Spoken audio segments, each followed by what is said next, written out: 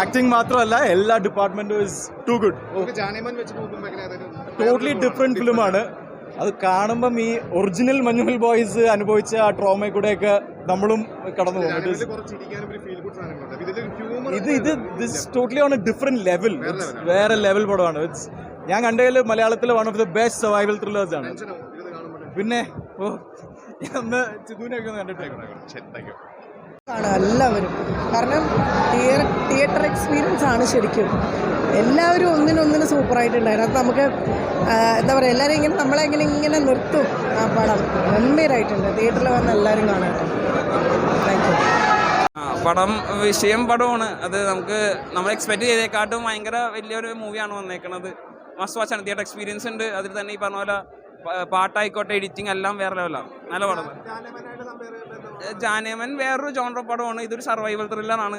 നമുക്ക് അതിന്റെ രീതി തന്നെ കണ്ടു കഴിഞ്ഞാൽ ഭയങ്കര എക്സ്പ്ലോറുള്ള പടമാണത്. ശരി.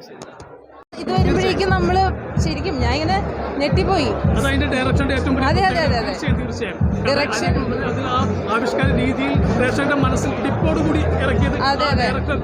സത്യം. ഓ ചിദംബരം സൂപ്പർ ഡയറക്ഷൻ ആയിരുന്നു. ഒന്നും പറയാനില്ല. സൂപ്പർ. ശരിക്കും നമ്മൾ ചോദിച്ച ഏത് കഥാപാത്രമാണ്, ആരുടെ അഭിനയമാണ് മാഡത്തിന് ഏറ്റവും ഇഷ്ടപ്പെട്ടത്? എനിക്ക് എല്ലാവരും ലൈക്ക് ഈക്വൽ. ഓരോരുത്തരും ഓരോരോ ക്യാരക്ടറായിരുന്നു. എല്ലാവരും ഈക്വൽ ആയിരുന്നു. ഇപ്പൊ ഈവൻ ചന്തു ഒരു വേറൊരു ക്യാരക്ടറായിരുന്നു. ഭയങ്കരമായിട്ട് അഭിനയിച്ചിട്ടുണ്ട്. ലാസ്റ്റ് ക്ലൈമാക്സിൽ സൂപ്പറായിരുന്നു. അടിപൊളിയായിരുന്നു. സൗബിക്കയുടെ ആയാലും ബാസിജാന്റെ ആയാലും എല്ലാവരും ഒന്നിനോടൊന്ന് മെച്ചായിരുന്നു. എക്സ്പീരിയൻസ് ഉറപ്പായിട്ട് തിയേറ്ററിൽ തന്നെ വന്ന് കാണണം. ഒരു തിയേറ്ററിൽ എക്സ്പീരിയൻസ് മൂവിയാണ്. മ്യൂസിക് ഒക്കെ അത്ര ഇന്റൻസ് ആയിട്ട് അറിയണമെങ്കിൽ തിയേറ്ററിൽ തന്നെ വന്ന് കാണേണ്ട ഒരു മൂവിയാണ്. രണ്ടും രണ്ട് രീതിയല്ലേ. അങ്ങനെ നമുക്ക് ഒരു കമ്പാരിസൺ അതിന് പറ്റുമെന്ന് എനിക്ക് തോന്നുന്നില്ല. അങ്ങനെ എന്താണ് ചോദിച്ചോ?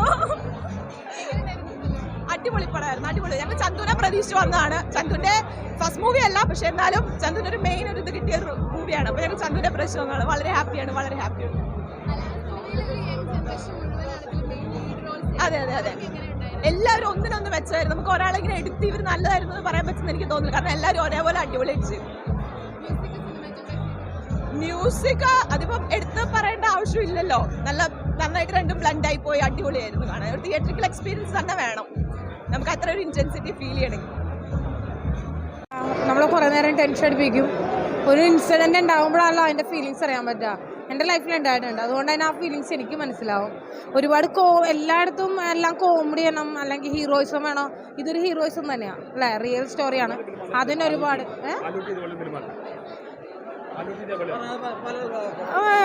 എന്താ പറയുക, ഇതൊക്കെ ഓരോരുത്തരുടെ ചിന്താഗതിയല്ലേ. നമുക്ക് പറയാൻ പറ്റുമൊന്നുമില്ല. അവന് ചിലപ്പോൾ ഇഷ്ടപ്പെടുന്നുണ്ടാവില്ല. പക്ഷെ ഞാൻ പറയണു എന്താ പറയുക, നമ്മൾ പ്രതീക്ഷിക്കുന്നതിനപ്പുറത്തേക്ക് ശോഭിനും ബാസിയും ആ ഒരു വടംവലി ഗ്യാങ്ങും മഞ്ഞുമൽ ബോയ്സ്, മഞ്ഞുമൽ പുഴ, അത് ഞാൻ ആ പുഴ കലക്കിയിട്ടുള്ള ആളാണ്. എനിക്ക് ഭയങ്കര ഫീലിങ്സ്